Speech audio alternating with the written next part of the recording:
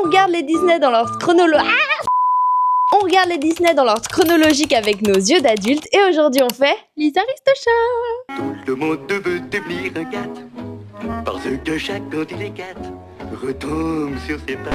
On a été obligé de lâcher le petit chat. C'était banger hein. Adoré, limite ça devient mon number one. Mais... Moi je pense que depuis le début c'est mon number one. Il dure 1h23, je me suis pas ennuyée une fois, il se passe plein de choses, c'est drôle, franchement on a beaucoup ri. Et on s'est aussi énormément rappelé des choses de notre enfance et ça fait plaisir. Moi je me suis rappelé des sensations carrément, genre à un moment il boit du lait, je voulais... comment je buvais du lait. Exactement. Ça avait l'air trop bon, j'avais envie de goûter. La petite différence c'est que les autres j'avais la sensation de les redécouvrir, là je m'en souvenais hyper bien. Oui c'est vrai. Assez bien de l'histoire, assez bien des plans, des visuels, genre il y a vraiment des trucs qui me faisaient des chocs mentaux quoi, genre en mode wow. Même les paroles, dire les dialogues, tu veux dire. Ouais.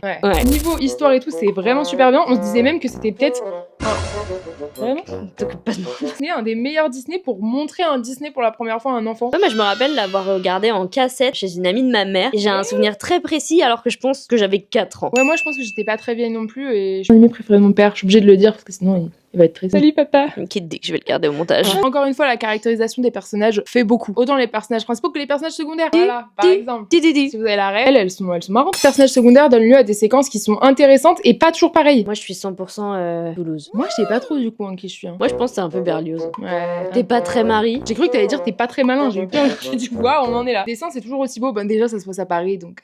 Moi je croyais que ça se passait à Londres. Notre-Dame de Londres. Il faut qu'on parle de Georges. Qui Georges? Bah c'est le notaire. Oui, il est marrant comme personnage. Ça veut dire que Georges, on pensait que c'était un oncle quand on était enfant. On n'avait pas forcément pigé que c'était le notaire, mais en même temps, il draguait madame un peu fort. Il sert à quoi, Georges, dans le film? Il sert juste à lancer l'histoire, quoi. Oui, mais enfin, c'est déjà beaucoup. Il y a beaucoup de trucs, encore une fois, non. Bon, vous voyez ce que je veux dire. Et je reste dans ma position de la dernière fois. Ce sont plus des films pour les enfants. Qui marchent très très bien quand on a 26 ans. Hein. Sinon, c'est bourré de références artistiques, encore une fois, et ça, c'est magnifique. Mais des rêves qu'on n'avait pas du tout quand on était enfant. Qu'est-ce qu'on pense de la vision de la femme dans ce film? Ah oui, non, par contre, oui, non. Et il y a quand même un petit racisme pas hyper sympa. Dans un live action, je pense qu'il disparaît. Franchement, un live action des Aristochats. Ils ont fait le royaume.